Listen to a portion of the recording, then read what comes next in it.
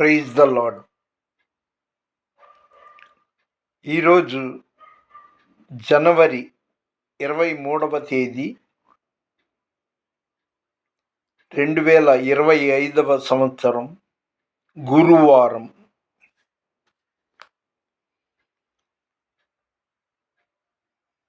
దైవికమైన అంశాలు లేదా పాటలు లేదా నా మనసులో భావాలు, దేవుడు ప్రేరేపించిన భావాలు కొన్ని ఇతరులకు చెప్పుకోవాలనే ఆలోచన వచ్చినప్పుడు దేవుడు చాలామందికి ఇచ్చిన యూట్యూబ్ ఒక వరం. దానిని మనం సద్వినియోగం చేసుకోవాలి కానీ దుర్వినియోగం చేసుకోకూడదు. చాలామంది పిచ్చివాడి చేతికి రాయి దొరికినట్టు యూట్యూబ్ను చాలామంది, అందరు కాదు, దుర్వినియోగం చేస్తున్నారు. మనలోని భావాలు, దేవుడు ప్రేరేపించిన మాటలు మాత్రమే, కనీసం ఒక నలుగురికి ఉపయోగపడే మాటలు మాత్రమే మనం యూట్యూబ్ ద్వారా మాటో పాటో ఏదైనా కానీ కనీసం ఒక్క నలుగురికి మేలు చేస్తే అదే చాలు.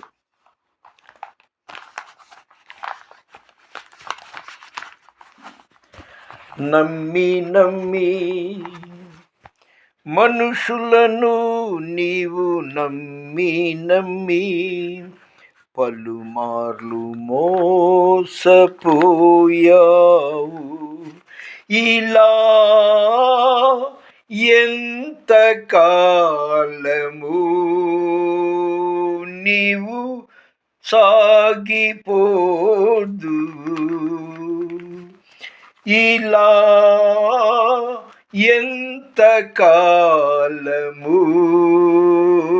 నీవు సాగిపోదు. రాజులను నమ్మి బహుమతిని ప్రేమించిన బిలాము ఏమాయెను, దైవ దర్శనం కోల్పోయెను. రాజులను నమ్మి బహుమతిని ప్రేమించిన బిలాము ఏమాయెను,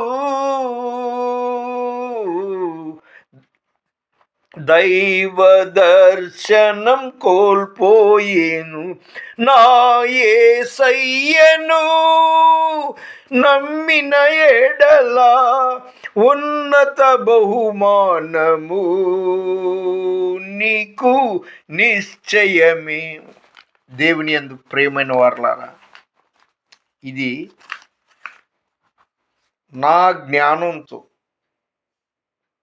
చెప్పిన మాటలు కాదు. ఇది మట్టి శరీరం. శరీరం అనేది మట్టి, అంటే భూమి నుండి నేల మట్టితో దేవుడు సృష్టించాడు. అందులో ఉన్న ఆత్మ అంటే పరలోకం, భూలోకం మనలోనే ఉంది. లైట్ ఆర్పాలంటే చీకటి, లైట్ వేయాలంటే స్విచ్ వేస్తే లైట్ వెలుగుతుంది.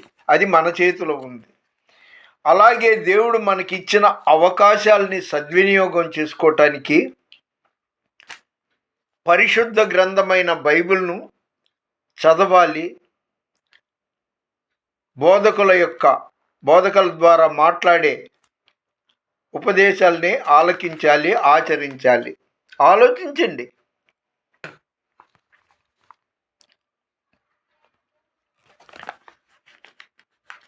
మా కాలంలో అంటే సుమారు ఒక 70 సంవత్సరాల క్రితం కావచ్చు, పెద్దల మాట చద్ది మూట. పెద్దల మాట అంట చద్ది మూట. ఆ రోజుల్లో ఇవాళ అయితే అంతా పిజ్జాలు, తర్వాత అదేదో పేర్లు, నానా రకాల పేర్లు ఉన్నాయిలే, జంక్ ఫుడ్ అంట, ఇలాంటివి తింటున్నారు. అందుకే వాళ్ళు కూడా అంత బలహీనంగా ఉంటుంటారు, ఆకారానికి అలా ఉన్నా కూడా. ఆ రోజుల్లో చద్ది అన్నం ఎంతో బలం, ఆరోగ్యం. పొద్దున్న తింటే చద్దన్నం చాలా మంచిది అన్నట్టుగా చెప్పుకునేవాళ్ళు. నేను దాదాపు నాకు 16, 17 సంవత్సరాల వయసు వచ్చే వరకు కూడా చద్దన్నమే నాకు తినేవాడిని. బయట 4 ఇడ్లీలు, 2 అట్లు తిన్నా కూడా నాకు ఆనేది కాదు. ఆ వయసు అలాంటిది.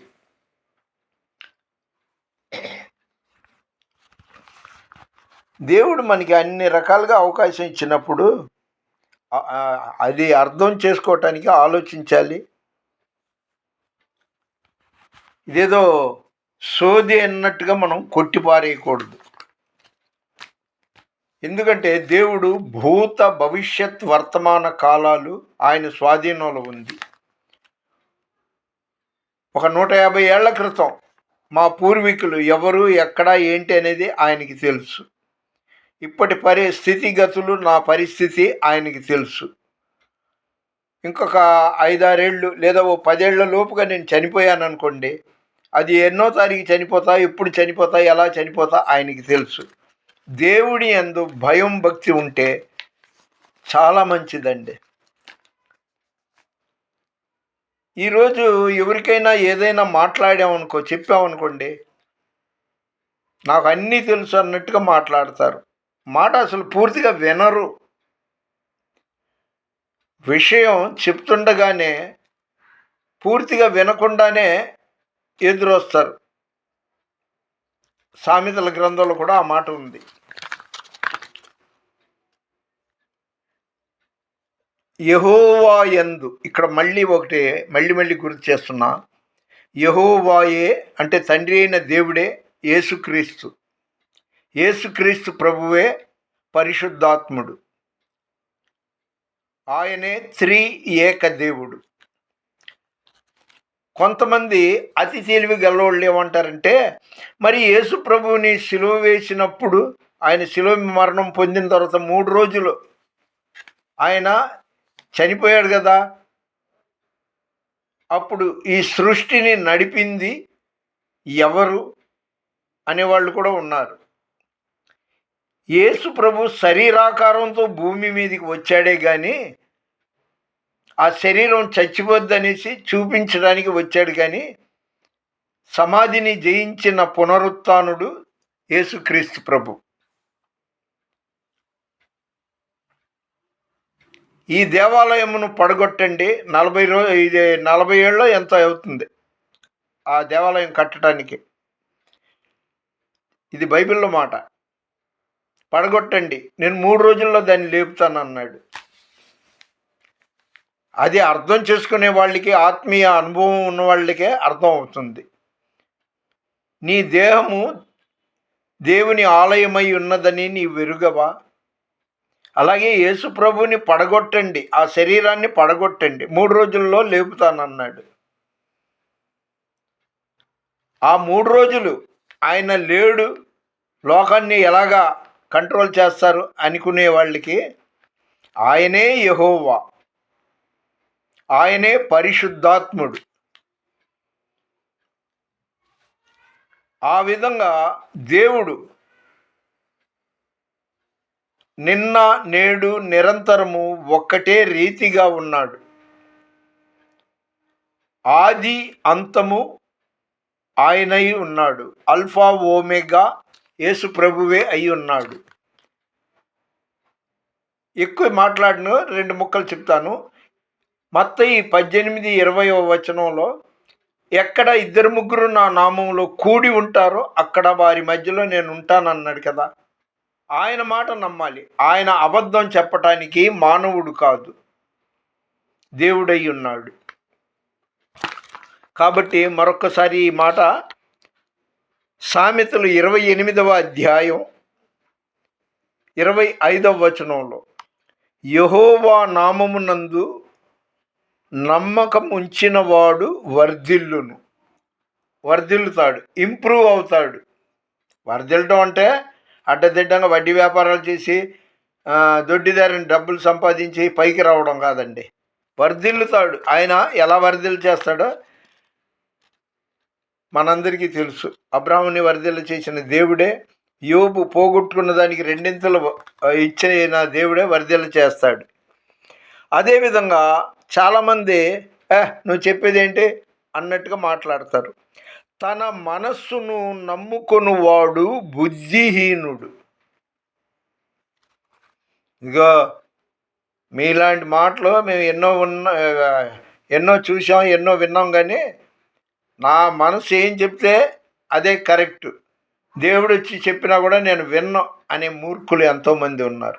వాళ్ళు అనుకున్నదే కరెక్టు.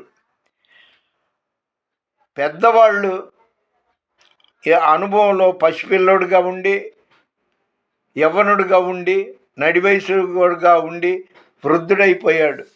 అతని మాటల్లో అర్థం పరమార్థం ఏంటా అని ఆలోచించి అర్థం చేసుకునే ప్రయత్నం చేయాలి. దానివల్ల వాళ్ళకి వచ్చిన నష్టం లేదు. హితబోధ అంటారు.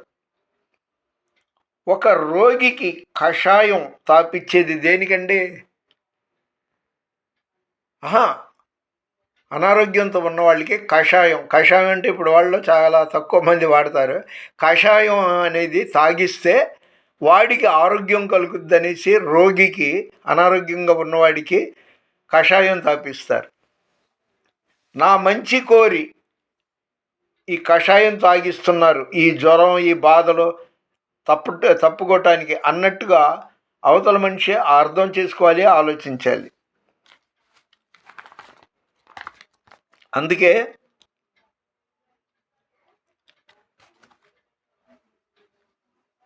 ఇంకొక మాట, సామెతలు అందులోనే ఒక మాట ఉంది, నీ స్వబుద్ధిని ఆధారం చేసుకోవద్దు.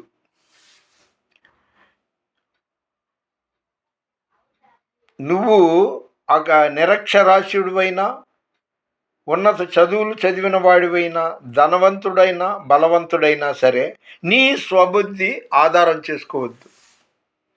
దేవుని మీద నీ భారాన్ని వెయ్యి, నీ మార్గాన్ని దేవునికి ఒప్పగించు. అంతేగాని నేను పట్టిన కుందేలికి 3 కాళ్ళు అనుకుంటూ కొనసాగితే బొక్కబోర్లు పడతారంటారే, అలా జరిగిపోద్ది. దేవుని యందు నమ్మకం, విశ్వాసం ఉంచు. అనుభవజ్ఞులైన పెద్దలు లేదా దైవ సేవకుల యొక్క మాటను ఆలకించు, ఆలోచించు, అర్థం చేసుకో. ఎందుకంటే నేను కూడా ఒకప్పుడు నిర్లక్ష్యంగా ఉండేవాడిని. చర్చికి వెళ్తాడులే, అంత నిర్లక్ష్యంగా ఆడాడు, బహుశా ఎవరు ఉండరేమో. జనం మెచ్చుకునే పనులు ఎన్నో చేసేవాడిని. ఆ సిగరెట్లు, అలా పొగ త్రాగడం, జర్దాకిళ్ళీలు, అవి వాటి మీద ఉన్న ఇంట్రెస్ట్ ఈ బైబిల్ మీద, ప్రార్థన మీద, చర్చి మీద ఉండేది కాదు. అయితే దేవుడు నమ్మాడు. మనం అమ్మ కడుపులో పిండంగా ఉన్నప్పుడే వీడి పేరు ఫ్రాన్సిస్, వీడు ఇన్నేళ్ళు భూమి మీద ఉంటాడు, తర్వాత ఇలా చేస్తాడు, ఇలా మారుతాడు అనేది ఆయనకి తెలుసు. కాబట్టి దేవుడు మనల్ని నమ్మాడు. మనల్ని అంటే ఉదాహరణకి నన్నే తీసుకోండి. నేను పెద్ద డిగ్రీలు చదవాల, ఉన్నత చదువులు చదివిన వాడిని కాదు. పుడుతూనే మహాభక్తుడిని, అంతకన్నా కాదు. అబద్ధాలతో, మోసాలతో, హెచ్చులు మాటలతో ఎదిగిన వాడిని. అంటే దాదాపు 30 సంవత్సరాల క్రితం నేను ముంచడం, బ్యాప్టిజం పొందే వరకు కూడా నా ఇష్టానుసారంగా, నా ఆలోచనే కరెక్ట్ అనుకుంటూ జీవించాను. అలాంటిది దేవుడు నన్ను నమ్మాడు. ఇదిగో వీడిని పట్టుకోవాలి, వీడు పనికి మాలిన వాడు, వీడి దగ్గర హెచ్చులు బాగుంది, అబద్ధాలు చెప్తాడు, వీడు లోకంలో ఉన్నాడు, లోకం నుండి వీటిని వేరు చేయాలని దేవుడు నన్ను నమ్మి తన సేవకు పిలిచాడు. కొంతమంది అపోహపడతారు, సేవకుడు అంటే అతనికి పెద్ద విల్లా, అదే అపార్ట్మెంటు లేదా కారు కానీ బైక్ కానీ ఉండాలి అని. నాకు తెలిసి చాలామంది బైక్ ఉంటేనే సేవకుడు అనుకుంటూ ఊరు వాడంతా సేవకుల సదస్సులు, పాస్టర్ల మీటింగులకి వెళ్తుంటారు. దివారాత్రులు ఆయన ధ్యాసలో ఉన్నవాడే నిజమైన భక్తుడు. లోకం వైపు చూడకుండా దేవుని వైపు చూసేవాడే సేవకుడు. అలాంటి ధన్యత దేవుడు నాకు ఇచ్చాడు. ఒంటరి జీవితం జీవిస్తున్నా, అయినా సరే ఎన్నో శోధనలు వచ్చినా కూడా ఆత్మీయులే నన్ను అవమానించగా, అన్యులే నన్ను అపహాసించగా, అండ నీవైతివయ్యా, నా కొండ నీవే యేసయ్యా, అండ నీవైతివయ్యా, నా కొండ నీవే యేసయ్యా, నిన్నే నిన్నే నే కొలుతున్నయ్యా, నీవే నీవే నా రాజువయ్యా, యేసయ్యా యేసయ్యా యేసయ్యా. దేవుణ్ణి నమ్మండి. రెఫరెన్స్ చెప్పను కానీ, మనుషులను నమ్ముకొనుట కంటే యెహోవాను నమ్ముకొనుట మేలు.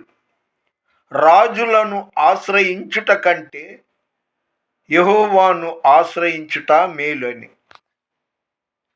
బైబిల్ చదవండి. ఆయన నిత్య నూతనమైనది బైబిల్. 100 ఏళ్ల క్రితం నుండి దాన్ని చూసినా కూడా కొత్త కొత్త విషయాలు తెలుస్తూనే ఉంటాయి. కాబట్టి పెద్దల మాటల్ని మనం ఎదురాడకూడదు. వినాలి. వినడం వల్ల నష్టం లేదుగా. వాక్యం ఏమంటుంది? వినుట వలన విశ్వాసం కలుగును. అదే అన్యులు ఏమంటారు?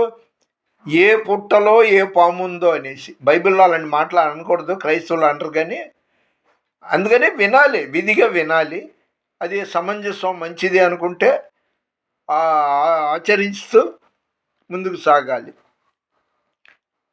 ఈ వీడియో చూసిన నిన్ను, నీ కుటుంబంలో ప్రతి ఒక్కరిని దేవుడు ఆయురారోగ్యాలతో క్షేమంగా ఉంచడమే కాకుండా పూర్తిగా ఆయనను తెలుసుకునే జ్ఞానం మీకు అనుగ్రహించి ఆశీర్వదించి మిమ్మల్ని తనకు సాక్షులుగా చేసుకొనుగాక.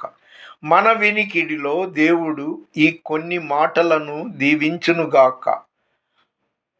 దేవుని పరిచర్యలో మీ రత్నం ఫ్రాన్సిస్. God bless you.